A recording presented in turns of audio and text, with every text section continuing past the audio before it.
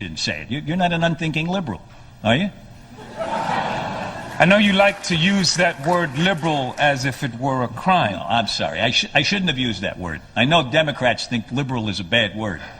So bad you had to change it, didn't you? What do you call yourselves now? Progressives? Is that it? It's true. Republicans have tried to turn liberal into a bad word. Well, liberals ended slavery in this country. A Republican president ended slavery. Yes, a liberal Republican, Senator. What happened to them? They got run out of your party. What did liberals do that was so offensive to the liberal party? I'll tell you what they did.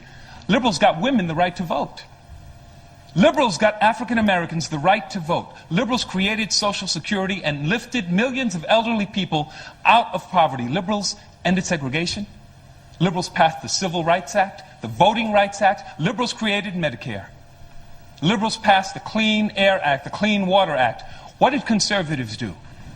They opposed every single one of those things. Every one. So when you try to hurl that label at my feet, liberal, as if it was something to be ashamed of, something dirty, something to run away from, it won't work, Senator, because I will pick up that label and I will wear it as a badge of honor. It is. So, Harry. Obama 2012. Harry, respond to that, my friend. As a conservative, yes, you must defend your honor. The liberals, they freed the slaves. They gave women, African Americans, the right to vote, and conservatives, as he so eloquently put it, resisted every one of these changes. Defend yourself. Defend your movement. Well, it seems like, I mean, the first reaction is it seems like we're switching around Democrat and liberal in a way, with a fluidity that he's not allowing for conservative and Republican. I'm a little bit less concerned with what the definition of a liberal is instead of that every positive movement in the United States is apparently a liberal movement. The first point is that I think Social Security, I forgot the other thing, EPA and whatever, they enacted. I think if you put them in the historical context, you're going to see liberals oppose that from a different side. Social Security was a plan from FDR and his Democratic allies in Congress. There were certainly people to the left who wanted more, and Huey Long is the one nipping at FDR's heels his entire legacy. Same thing with the EP&A. I'm sure there's a large section of the political discourse that wanted to go farther, calling themselves we're the liberals to the Democrats. But what I'm less concerned, I think the more point is that, not to kind of transpose some definition of a liberal, all of the important movements there, I think voting rights and the end of slavery, if you look at the language and the intellectual justifications for them, they're justifications based on natural rights in the place of an ordered society. The reverence, protection, maintenance, and invocation of natural rights is a conservative phenomenon. It's not even a conservative phenomenon, it's a conservative bedrock. If you're looking at the movement in America that grounds itself in natural rights, almost nearly exclusively, it's conservatism. So I mean, the fact that I think that liberal in there is a wonderful little West Wing quote, is associated with good, and especially when he's talking about the opposition. As a conservative would be someone who, like, conservatives oppose all this. No, it's Republicans. It's a political move of sort. So I think that we're switching labels there a little bit. But you mentioned FDR, and you mentioned also, not too kindly, when you talked about your least favorite president. Yeah. But one could also make the case that FDR was a conservative. Think about it. In the 1930s, the Great Depression. Okay. Economic calamity everywhere. Think about the alternatives out there to the laissez-faire free market system. Mussolini in Italy. Hitler in Germany. Wait. Stalin in Russia. This is... Wait. You're not letting me finish my thought, though. Okay, please. So at a time when people were proposing such drastic changes, FDR said, listen, I'm a capitalist. We're going to tweak the system a little. We're going to inject a bit of collectivism into capitalism in order to preserve it. So one can make the case that at times one need not cross the Rubicon. One need just waddle through it. Oh, I love that. And you must love that too. That's a classics. The alternative of capitalism is not fascism at any point in history, 1929 or otherwise. No, I mean, FDR, and Amity Schlaze, a recent historian, has done great work with this, is FDR... Look at you, just name-dropping out of left and right. You get a point. I'm going to give you a point. Thank you. FDR greatly exacerbated the Great Depression. Boom! What'd you say? greatly exaggerated. I mean, the fact FDR? You know how long? By the way, it took 10 years to get over the Great Depression. So what would if you have not more. recommended if you were president in 1930? We can go full circle. I would recommend the same course of action that Calvin Coolidge did, and there is a reason that we don't talk today about the Depression of 1919-1920, which had similar levels of drop in gross national product. Ladies similar and levels gentlemen, of unemployment. was anyone familiar with this recession depression of It's easy to 1919-1920? forget it, because one, it was handled so well, and two, it doesn't fit a current narrative to justify the same kind of outdated policies. So Harry Graver here to stick it to the current narrative. But FDR had a lot of other problems besides economics. I mean, there's a mismanagement of World War II, defilement of the Constitution. There's a lot up there. And the 10th Amendment died under FDR. It's my main, That's your my thesis. main That is your qualm. But I want to move past because we Okay. only have a few minutes. Harry, you've been here for 27 minutes already. believe. Can you believe We it? can just kick off the 6 o'clock show. Fuga. Should we just, forget about the guy who wants to come in at 6 p.m. Just the bongo I feel hour. just people are enjoying this so much. that we're just gonna sit tight and just stay Okay. here for hours upon hours. But I have a few more questions I want to ask you. Or I really only have time It's for lightning round.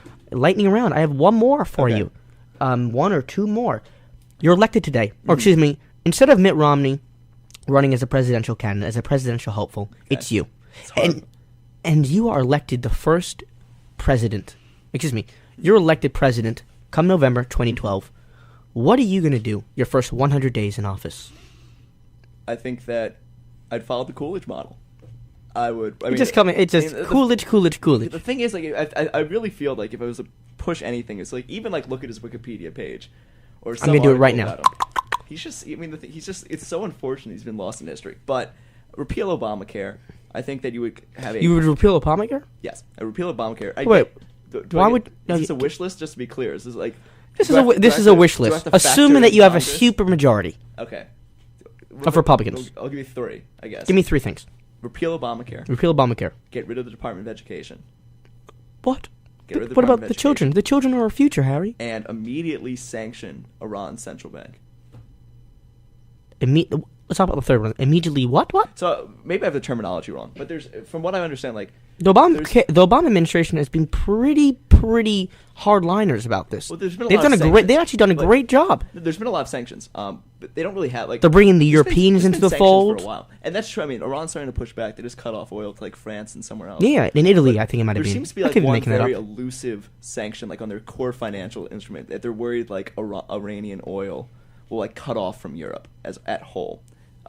I think that concern, while legitimate, is not worth them allowing to progress as a nuclear bomb. But that's on the bomb list. But you want to Obamacare, number one, Department you of want to Education, repeal better Obamacare. foreign policy. Yes. But there is a problem with healthcare in this country. Sure. So what is the alternative? 40 million people can now Mm-hmm. now have access to healthcare.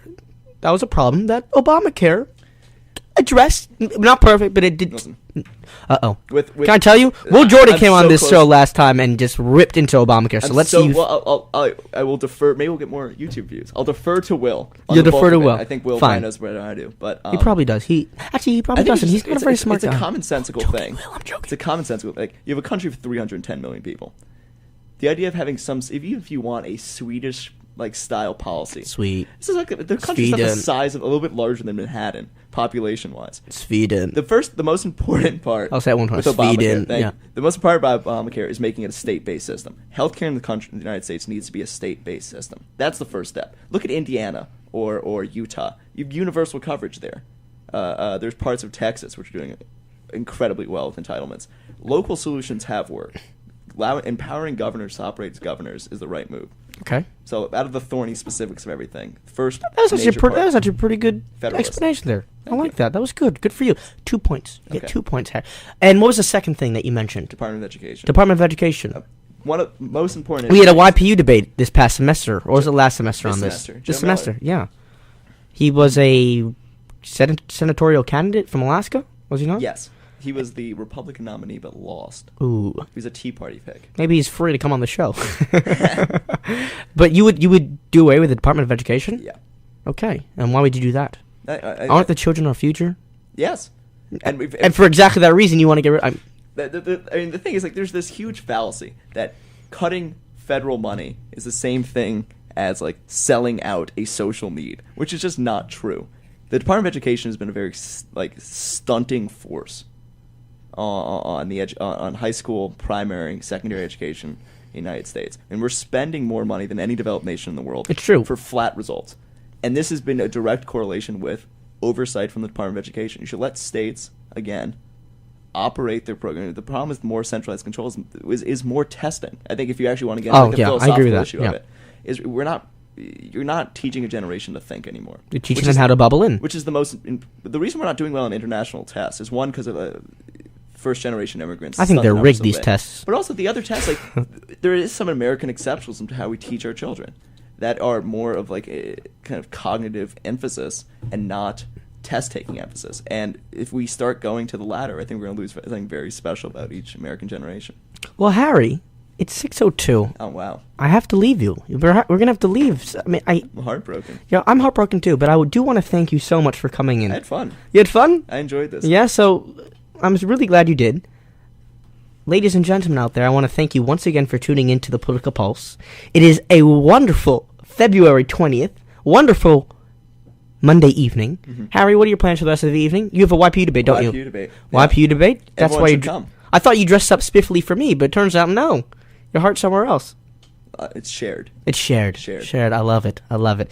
So, ladies and gentlemen, thanks once again for tuning in. Next week, I'll be back here at 5:30. You know where to find me.